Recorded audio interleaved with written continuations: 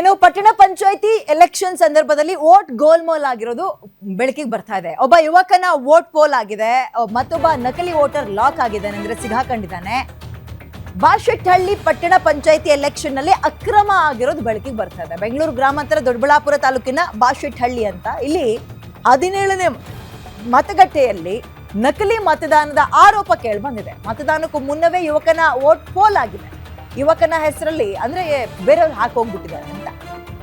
So ಈಗ ಆ ಹುಡುಗ ಹೋಗಿದ್ದಾಗ ಆತನ ಓಟನ್ನ ಬೇರೆ ಇನ್ಯಾರೋ ಹಾಕಿದ್ದಾರೆ ಅಂದಾಗ ಅಲ್ಲಿಗೆ ಅರ್ಥ ಏನು? ಒಂದು ಮಿಸ್ಕಮ್ಯುನಿಕೇಶನ್ ಆಗಿರುತ್ತೆ, ಇಲ್ಲ ನಕಲಿ ಮತದಾನ ಆಗಿರುತ್ತೆ. ಎರಡರಲ್ಲಿ ಒಂದು ಆಗಿರುತ್ತೆ. ಅಧಿಕಾರಿಗಳ ಬೇಜವಾಬ್ದಾರಿ, ಇಲ್ಲ ಅಂದ್ರೆ ವೋಟ್ ಚೋರಿ ಅಂತಾರಲ್ಲ ಹಂಗೆ.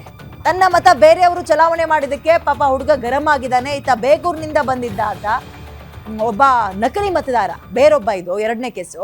ಬೇಗೂರಿನಿಂದ ನಕಲಿ ಮತದಾರ ಬಂದಿದ್ದ ಕುಮಾರ್ ಅಂತ, ಅವನು ಲಾಕ್ ಆಗಿದ್ದಾನೆ. ಅಕ್ರಮ ಮತದಾನ ಮಾಡೋಕೆ ಬಂದಿದ್ದ ಕುಮಾರ್ ಪೊಲೀಸರ ವಶದಲ್ಲಿದ್ದಾನೆ. ಮತಗಟ್ಟೆ ಅಧಿಕಾರಿಗಳ ವಿರುದ್ಧ ಚುನಾವಣಾ ಏಜೆನ್ಸಿ ಈಗ ಆಕ್ರೋಶವನ್ನು ವ್ಯಕ್ತಪಡಿಸ್ತಾ ಇದ್ದಾರೆ. ಸೊ ಒಂದು ಎಲೆಕ್ಷನ್ ಅಲ್ಲಿ ಎರಡು ರೀತಿಯ ಸಮಸ್ಯೆ ಕಂಡು ಬಂದಿದೆ. 15 ನಿಮಿಷದಿಂದ ಬಂದಿದೆ, ಆದ್ರೆ ಒಳಗಡೆ ನೋಡಿದ್ರೆ ನೋಟ್ ಫಸ್ಟ್ ಯಾರು ಹಾಕಿದಾರೆ ಅಂತ ಅದಕ್ಕೆ ಬಿಟ್ಟಿಲ್ಲ. ಈಗ ನೋಟ್ ಹಾಕಿದ ನನ್ಗಿನ ಮುಂಚೆನೆ ಬಂದ್ ಹಾಕಿದಾರೆ, ಸೈನ್ ಎಲ್ಲ ಹಾಕಿದಾರೆ. ಏನೇನೋ ಮಾಡಕ್ ಬಿಟ್ಟ ಅಂತ ಇನ್ನ ಗೊತ್ತಿಲ್ಲ.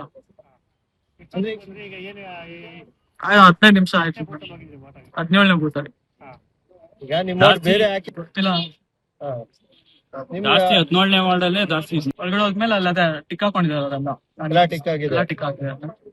ಅನ್ಸಿರಲ್ಲ ನಂಬರ್. ಅವ್ರ ದಾಖಲೆ ಪರಿಶೀಲನೆ ಮಾಡಿಲ್ವಾ? ಮಾಡಿದಾರ ಅಂತ ಏನೋ. ನೀನೇನು ಒರಿಜಿನಲ್ ತಗೊಂಡೋಗಿದ್ರೆ ಏನ್ ತಗೊಂಡೋಗಿ? ಒರಿಜಿನಲ್ ವೋಟರ್ ಐಡಿನೇ ತಗೊಂಡೋಗಿ. 15 ನಿಮಿಷದಿಂದ ಬಂದಿದೆ, ಆದ್ರೆ ಒಳಗಡೆ ನೋಡಿದ್ರೆ ನೋಟ್ ಫಸ್ಟ್ ಯಾರು ಹಾಕಿದಾರೆ ಅಂತ ಅದಕ್ಕೆ ಬಿಟ್ಟಿಲ್ಲ. ಈಗ ನೋಟ್ ಹಾಕಿದ ನನ್ಗಿನ ಮುಂಚೆನೆ ಬಂದ್ ಹಾಕಿದಾರೆ, ಸೈನ್ ಎಲ್ಲ ಹಾಕಿದಾರೆ. ಏನೇನೋ ಮಾಡಕ್ ಬಿಟ್ಟ ಅಂತ ಇನ್ನ ಗೊತ್ತಿಲ್ಲ. 15 ನಿಮಿಷ ಆಯ್ತು, 17ನೇ ಬೂತಲ್ಲಿ ಗೊತ್ತಿಲ್ಲ. ಜಾಸ್ತಿ 17ನೇ ವಾರ್ಡ್ ಅಲ್ಲಿ ಜಾಸ್ತಿ ಒಳಗಡೆ ಹೋದ್ಮೇಲೆ ಅಲ್ಲ ಅದೇ ಟಿಕ್ ಹಾಕೊಂಡಿದಾರೆ, ಟಿಕ್ ಹಾಕಿದಾರೆ. ಅನ್ಸಿರಲ್ಲ ನಂಬರ್. ಅವ್ರ ದಾಖಲೆ ಪರಿಶೀಲನೆ ಮಾಡಿಲ್ವಾ? ಮಾಡಿದಾರ ಅಂತ ಏನೋ. ನೀನೇನು ಒರಿಜಿನಲ್ ತಗೊಂಡೋಗಿದ್ರೆ ಏನ್ ತಗೊಂಡೋಗಿ? ಒರಿಜಿನಲ್ ವೋಟರ್ ಐಡಿನೇ ತಗೊಂಡೋಗಿ. 15 ನಿಮಿಷದಿಂದ ಬಂದಿದೆ, ಆದ್ರೆ ಒಳಗಡೆ ನೋಡಿದ್ರೆ ನೋಟ್ ಫಸ್ಟ್ ಯಾರು ಹಾಕಿದಾರೆ ಅಂತ ಅದಕ್ಕೆ ಬಿಟ್ಟಿಲ್ಲ. ಈಗ ನೋಟ್ ಹಾಕಿದ ನನ್ಗಿನ ಮುಂಚೆನೆ ಬಂದ್ ಹಾಕಿದಾರೆ, ಸೈನ್ ಎಲ್ಲ ಹಾಕಿದಾರೆ. ಏನೇನೋ ಮಾಡಕ್ ಬಿಟ್ಟ ಅಂತ ಇನ್ನ ಗೊತ್ತಿಲ್ಲ. 15 ನಿಮಿಷ ಆಯ್ತು, 17ನೇ ಬೂತಲ್ಲಿ ಗೊತ್ತಿಲ್ಲ.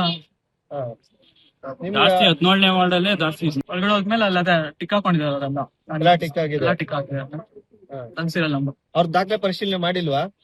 ಮಾಡಿದಾರ ಅಂತ ಏನೋ. ನೀನೇನು ಒರಿಜಿನಲ್ ತಗೊಂಡೋಗಿದ್ರೆ ಏನ್ ತಗೊಂಡೋಗಿ? ಒರಿಜಿನಲ್ ವೋಟರ್ ಐಡಿನೇ ತಗೊಂಡೋಗಿ. 15 ನಿಮಿಷದಿಂದ ಬಂದಿದೆ.